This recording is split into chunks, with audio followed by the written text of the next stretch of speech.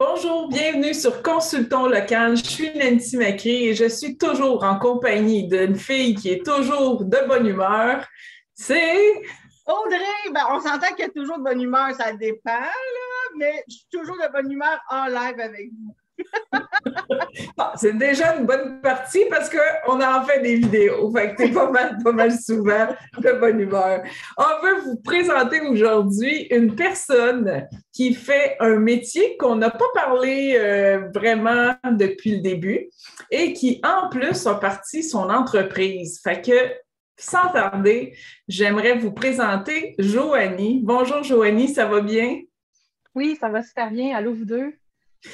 Fait que j'aimerais ça que tu puisses te nommer, de dire de quelle région tu viens et quel est ton métier. Je m'appelle Joanie Mercier, je viens de la région de Québec, capitale nationale, et mon métier est éducatrice spécialisée. Et qu'est-ce que ça fait une éducatrice spécialisée? Un éducateur spécialisé, en fait, si on suit vraiment la définition de base, c'est quelqu'un qui va aller aider au niveau des difficultés d'adaptation. Je ne cacherai pas en ce moment qu'avec ce qu'on vit, on est tous en difficulté d'adaptation.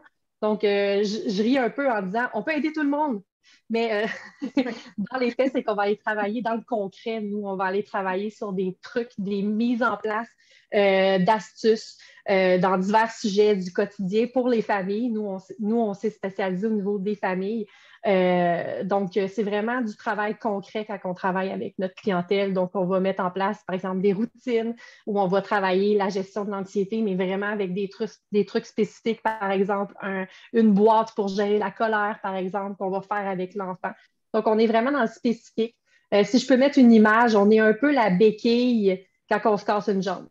On va aller aider à marcher avec un outil concret. Donc, nous, on peut faire ça aussi au niveau de la santé mentale. Fait que quand tu parles de famille, est-ce que ça veut dire que tu peux rencontrer les parents séparément, les enfants, tout ensemble? Comment ça se passe? Tout se fait. Notre première rencontre, en fait, on fait une rencontre d'accompagnement parental qu'on appelle. Cette première rencontre-là, on demande à ce que les enfants ne soient pas là. Pourquoi?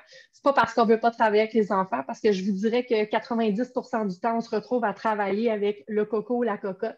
Mais la première rencontre, on veut juste les parents parce qu'on veut que les gens se vident le cœur tout en préservant l'estime de soi de leurs enfants. Donc, les parents vont vivre des situations, donc au lieu de tourner autour du pot pour essayer à ce que on ne brime pas l'enfant, ben moi, j'aime mieux que le parent me nomme, là, je suis vraiment tannée de telle affaire. Ben, c'est nommé, c'est sorti, c'est mis sur la table.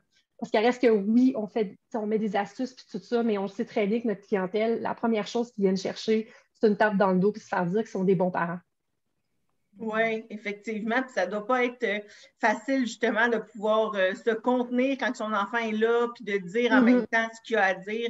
Fait que vraiment, chapeau de rencontrer les parents avant pour libérer le tout, pour qu'en plus, justement, que vous puissiez aller encore plus loin dans le cheminement.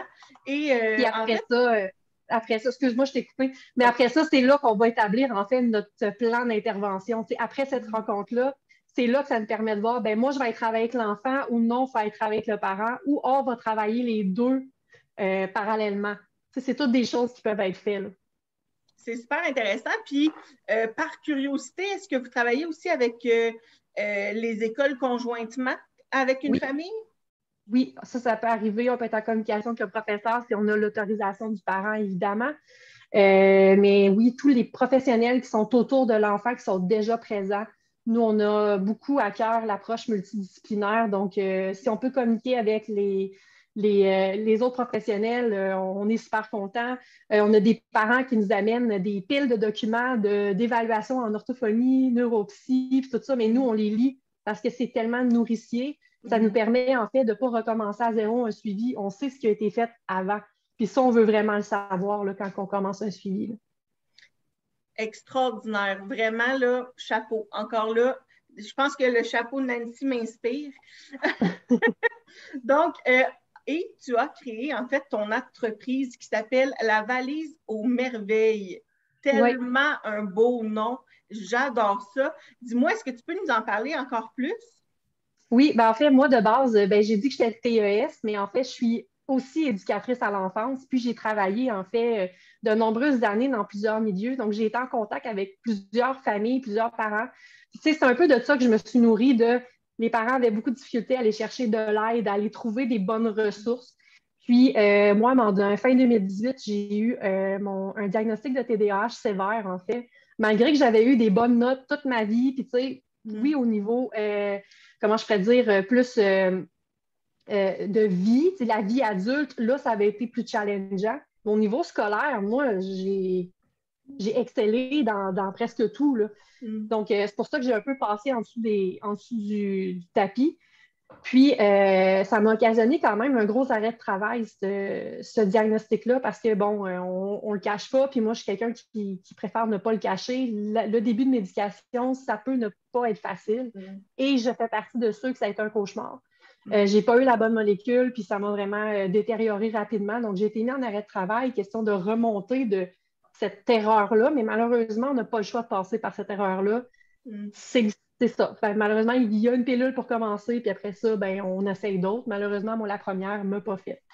Et ce Noël-là, en fait, j'ai un bon ami qui est entrepreneur, lui aussi, il est travailleur autonome, puis il m'a offert un livre, puis le livre, en fait, c'est comment se faire un élevage de licorne. Tu sais, c'est vraiment de quoi de... Mais il avait écrit dedans, il dit, j'espère qu'un jour, tu auras le courage de profiter de ton profil entrepreneurial parce que tu en as un. Fait que c'est dans cette année-là que ça s'est comme construit parce que je voulais reprendre le contrôle sur ma vie, mine de rien aussi, avec la médication, quand ça s'est mis à bien marcher. Là, je me suis rendu compte que j'étais capable de m'organiser. Puis finalement, c'est ça, à août 2019, mais après un petit retour au travail, j'ai quitté mon emploi dans les garderies, puis j'ai fait go, on fonce. J'étais déjà en train de faire ma reconnaissance des acquis en éducation spécialisée. Puis je m'étais rendu compte que ce que je voulais faire dans la vie, c'était du 1 pour 1. Et comme je suis un petit peu, comment je pourrais dire ça positivement? Je sais ce que je veux dans la vie. Donc, avoir un patron, ça peut être difficile pour moi. Je me suis dit, ben, je vais me partir à mon compte. Comme ça, je ne devrais pas trop me chicaner moi-même. Donc, c'est ça. Le parcours, c'est ça. Et quand c'est venu le temps d'avoir un nom, en fait, parce que moi, quand tu es travailleur autonome, tu peux travailler à ton nom à toi, ton petit nom à toi. Mais moi, j'avais déjà des rêves de un jour, j'aurai une clinique. Bon, je ne pensais pas que ça serait 2 ans plus tard, là. Mais tu sais, je pensais que ça serait plus lent. Mais je voulais déjà mon nom. Puis je me suis mis à chercher. Puis là, je me rappelais qu'à l'école, on m'avait parlé de boîte à outils. Ah, mets ça dans ta boîte à outils, mets ça dans ta boîte à outils. Fait que c'était comme construit. Et ma grand-mère, dans les années précédentes, parce qu'au cégep, même si j'étais bonne, je me suis cherchée. Elle m'avait dit, je ne peux pas croire que toutes tes compétences, tu ne peux pas mettre ça à quelque part. Tu as un beau bagage. Fait que là, tu sais, c'est en allant accrocher à gauche, à droite, ces choses-là, que la valise aux merveilles a fini par sortir sur ma feuille, puis j'ai fait, c'est ça. On est là. Et d'ailleurs, la valise, elle est existante. C'est la valise que ma grand-maman avait quand elle est arrivée à Québec dans sa jeune vingtaine. Jeune femme, elle avait cette valise-là. Donc, c'est la valise aux merveilles là, qu'on va avoir au bureau. Qu'on va revoir au bureau parce que là, malheureusement, la poignée a comme cassé. Fait qu'on faut la recoller, mais normalement, elle est au bureau pour représenter cet héritage-là là, de, tu sais, c'est quelque chose qu'on répète à nos jeunes aussi, tu sais, tes erreurs de parcours, c'est pas vraiment des erreurs, c'est des choses que tu accumules dans ton bagage que tu vas pouvoir réutiliser plus tard. Là. Donc, l'origine là, de la valise, c'est un peu ça. Malheureusement, ma grand-mère est décédée avant la COVID, donc elle n'a pas pu voir où est-ce qu'on est rendu en ce moment. Mais il y a une salle dans nos bureaux, en fait, qui s'appelle le Salon Grand-Maman Carmen, puis c'est pour lui rendre hommage, en fait. Là. Wow! Ouais. Wow! Vraiment beau, hein? Oui, vraiment. C'est vraiment beau. Puis, en fait, tes rencontres, est-ce que tu les fais de façon présentielle, virtuelle? De quelle façon que tu fonctionnes? Je dirais que 90 du temps, on va être en présentiel, mais on n'est pas fermé au virtuel. À cause de la COVID et tout ça, on a tout eu à se faire avec ces technologies-là. Donc, oui, c'est possible d'en faire en virtuel. Je dirais surtout pour quand on rencontre les parents. Quand on a suivi exclusivement parents, je dirais qu'on n'est pas très fan du virtuel avec les enfants.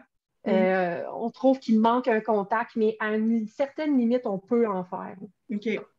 C'est merveilleux. Vraiment, je ne sais pas si toi, Nancy, tu ressens la même chose, mais c'est tellement beau. Puis la valise aux merveilles, je trouve ça tellement extraordinaire. Un gros merci, Joanie, parce que tout ce que tu as dit sur tes services et tout, je trouve que ça peut tellement aider énormément de familles qui vivent justement de la détresse, des questionnements, une incompréhension X dans des situations. Donc, vraiment, un gros bravo. Puis j'aurais une dernière question. Vous êtes combien d'intervenants dans la compagnie?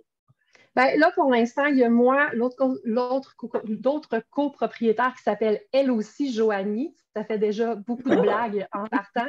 Oui. Et on a 3 TES actuellement.